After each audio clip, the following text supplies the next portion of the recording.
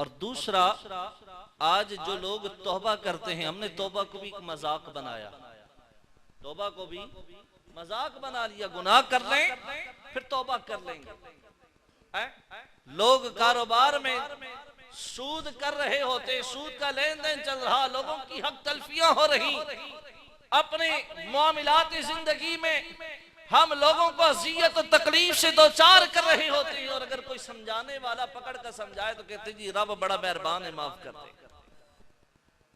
याद रखो, फुकाए किराम फरमाते हैं, कोई रब को रहमान और रहीम जान कर और ये समझ कर कि मैं गुनाह कर लेता हूं, रब से माफी मांगूंगा, रब माफ कर देगा, बंदा दार इस्लाम से खारिज हो जाएगा।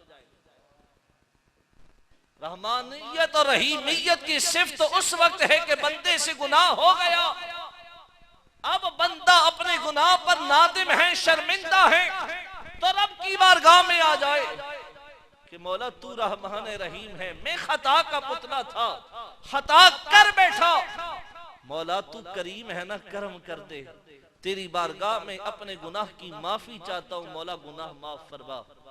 फिर रब से उसकी रहमानियत और रहीमियत का सदका मांगे तो फिर रब का करम होगा। लेकिन बंदा गुनाह करने से पहले ये सोच कर गुनाह करे कि गुनाह कर लेता हूं, फिर रब से माफी मांग लूंगा क्योंकि रब मेहरबान है, तो याद रखो ये बंदा दार इस्लाम से खारिज हो जाए। आज हमारी जिंदगियों में इनकिलाब क्यों नहीं? क्योंकि हमने तौबा की हकीकत को समझा ही नहीं, हमने तौबा की हकीकत को समझा ही कोई नहीं। हम बस वो देखा देखी है, एक रस्म है कि बड़ी रातों में हमने रब की बारगाह में तौबा करनी है, तो आ जाते हैं, चलो यार सारा साल गुनाह किए, श्राद्ध बख्श भाग लेते हैं, फिर वही मामलात होंगे। हालांकि तौबा का हकीकी मतलब यह है कि बंदा रब की बारगाह में हाजिर हो, सच्चे दिल से अपने गुनाहों पर नादिम और शर्मिंदा होकर उसकी बारगाह में उन गुनाहों की माफी मांगे, और मांगने के बाद उसकी बारगाह में ये अहद करे कि मेरे मौला आज के बाद फिर ये गुनाह नहीं करूंगा। इसको तौबा कहते हैं। हम तौबा का ये मतलब समझें गुनाह की माफी कर लो, फिर गुनाह करेंगे, फिर तौबा करेंगे, फिर गुनाह करेंगे, फिर तौबा करेंगे, रब माफ करने वाला माफ करता रहेगा। याद रखो, ऐसी तौबा कभी अल्लाह की बारगाह में मकबूल नहीं होती। तौबा वही मकबूल है कि जिसमें आइंदा गुनाह न करने का अहद किया जाए और फिर बंदा खुद को गुनाहों से बचाए भी सही, तभी तौबा मकबूल होती है। और इसी का रब ने कुरान में कहा कि रब्बे कायनात ने शात माया, या अय्युहल्लज़ीना आमनू तूबू इलल्लाहि तौबतन नसूहा,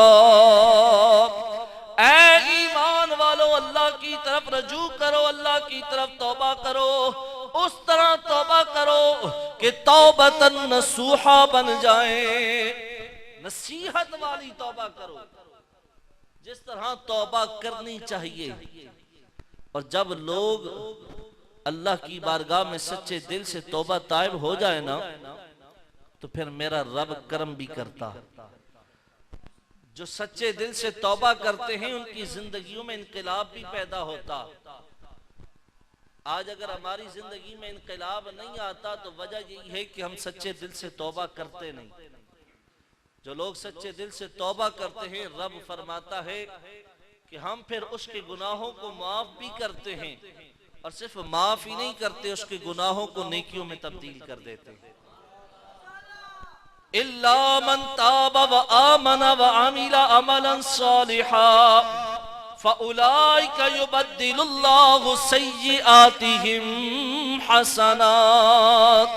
जो अल्लाह की बारगाह में सच्चे दिल से तौबा करता है, अपने गुनाहों की माफी मांगता है, आइंदा गुनाह न करने का अहद करते हुए अपनी जिंदगी आमाल सालिहा करते हुए गुजारता है, रब्बे कायनात फरमाता है यही वो लोग हैं युबद्दिलुल्लाहु सय्यिआतिहिम हसनात, यही वो लोग हैं जिनके गुनाहों को अल्लाह नेकियों में तब्दील फरमा दिया करता है।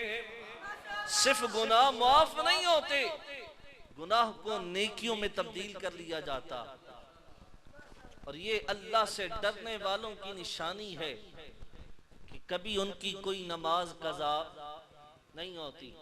आज हम अपना मुहासबा करें कि हम 5 वक्त की नमाज बाजमात अदा करते हैं, तो जवाब मिलेगा इल्ला माशाअल्लाह, चंद एक लोग होंगे जो 5 वक्त के बाद जमात नमाजी होंगे, वगरना अक्सर के ज़मीर से ये आवाज आएगी कि हम 5 वक्त के नमाजी कोई नहीं। और आज तो हम वैसे भी नमाज पढ़ते हैं तो अपने मफाद के लिए पढ़ते हैं। कोई परेशानी आ जाए, कोई तकलीफ आ जाए, कोई दुख आ जाए, या घर में कोई फौतगी हो जाए, तो हमने अपना तरीका बना लिया कि 3 दिन तक हम मस्जिद के दरवाजे को पकड़ लेते हैं। 3 दिन तक वो मस्जिद में नजर आएगा, और जो इन 3 दिन गुजरते हैं तो फिर वो मरहूम की औलाद मस्जिद में नजर ही कोई नहीं आती। जिस पर कोई परेशानी आ जाए, कोई तकलीफ आ जाए, कोई मुसीबत आ जाए, हम अल्लाह की बारगाह में गिड़गिड़ा कर दुआएं भी करते हैं, लंबे लंबे सजदे भी करते हैं, मस्जिद से बाहर ही कोई नहीं आते। और मैं ऐसे लोगों को भी अपने कराची में जानता हूँ कि जब तक उनकी परेशानियां थी, मुश्किलात थी, जब देखो मस्जिद में, जब देखो मस्जिद में।